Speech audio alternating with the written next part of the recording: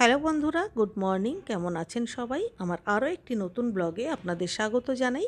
আজকে হচ্ছে বুধবার, এখন বাজে ওই 6:15 মতো। প্রতিদিনকার মতো আজও আমি গরম জল খাচ্ছি, আর গরম জলটা আজকে আমি লেবু দিয়ে খাচ্ছি, কারণ আমার যে অ্যাপেল সিডার ভিনিগার সেটা পুরোপুরি শেষ হয়ে গেছে। ওই যে খালি বোতলটা আপনাদের দেখালাম, সেই জন্য কি করা যাবে, আমি একটা লেবুর আধখানা চিপে দিলাম।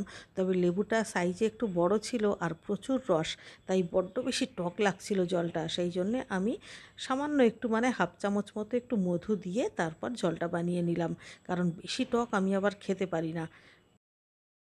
মর্নিং ওয়াক থেকে ফিরে ফ্রেশ হয়ে একেবারে আমার উইন্ডো গার্ডেনে এসেই ভিডিওটা শুরু করলাম। শীতের শেষ, তাই শীতের ফুল গাছগুলো মোটামুটি অনেকগুলোই মরে গেছে, কিছু শুকিয়ে গেছে, আর যারা বেঁচে আছে তারা এখনও পর্যন্ত রোজ 3টে 4টে 5টা করে ফুল দিচ্ছে। তাই এই গাছগুলোকে আপনাদের সঙ্গে শেয়ার করলাম। অনেক গাছই প্রায় শুকিয়ে মরে গেছে।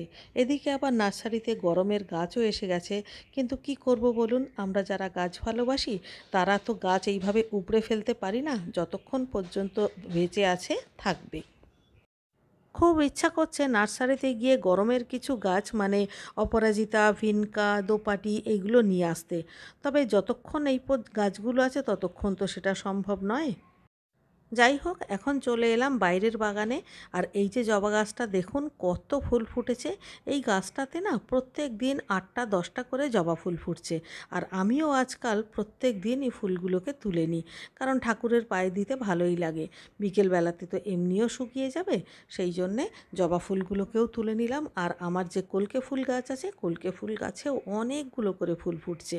সেই সঙ্গে সাদা ফুল টগর ফুল যেটা আর কি, সেই গাছেও ফুল ফুটছে।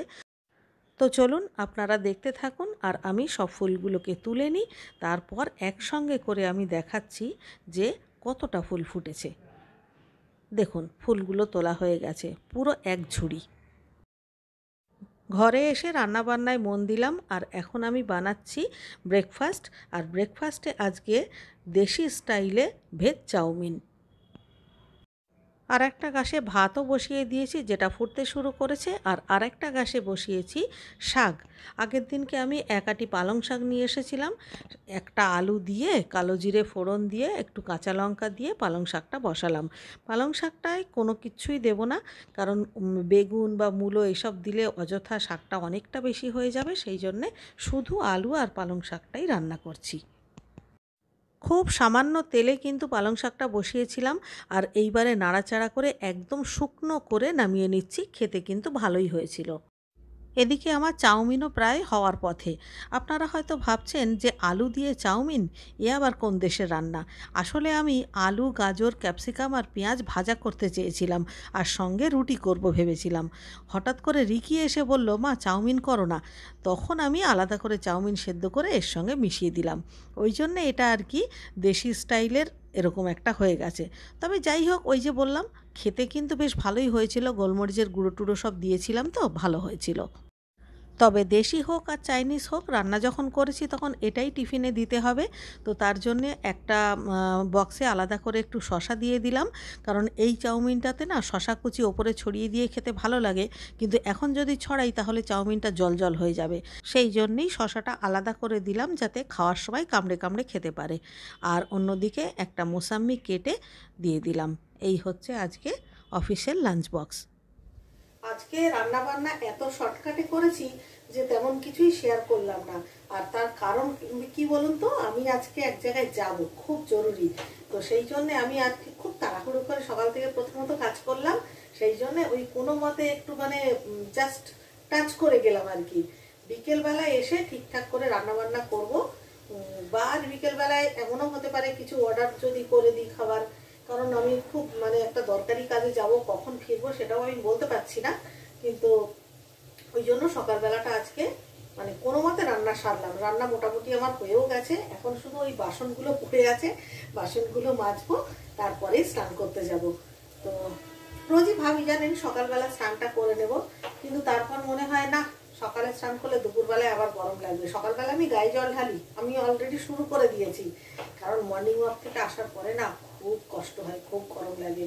5-10 মিনিট বসার পরেই আমি গায়ে জল ঢেলে একেবারে নতুন জামা কাপড় পরে নিই। কারণ সেই তো আমাকে পুজো করতে হবে, গোপালকে তুলবো।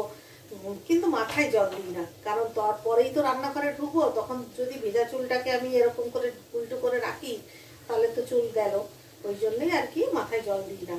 তবে আমার একটা তেল বানানোর আছে, মানে চুলটা এত বাজে হয়ে গেছে না, কেমন খসখসে হয়ে গেছে, নিষ্প্রাণ হয়ে গেছে। অনেক আগে আমি একটা তেল বানিয়েছিলাম, সেই তেলটা ভীষণ কার্যকারী ছিল, কিন্তু সেই তেলটা এই মুহূর্তে বানাতে পারবো না, কারণ ওই ইনগ্রিডিয়েন্টসগুলো এখন পাওয়া যাচ্ছে না। তো এখন যেটা পাওয়া যায় বাজারে সেই হিসেবে একটা তেল বানাবো, আপনাদের সঙ্গেও শেয়ার করব। তো কি একটা এলো, বেল বাজলো। আপাতত যা হবে হবে, এখন আমি বাসনগুলো মেজে নিই, তারপর কথা হচ্ছে। তো কে একটা এলো, আগে আমি যাই দরজা খুলতে যাই। এই গরমে না বাইরে দাঁড় করিয়ে রাখা উচিত না, মানে এত বেশি কষ্ট হয়। ওই জন্য কেউ বেল বাজালে আমি ছুটতে গিয়ে দরজা খুলি। আজকে তাও এই যে 1 মিনিট দেরি হয়ে গেল।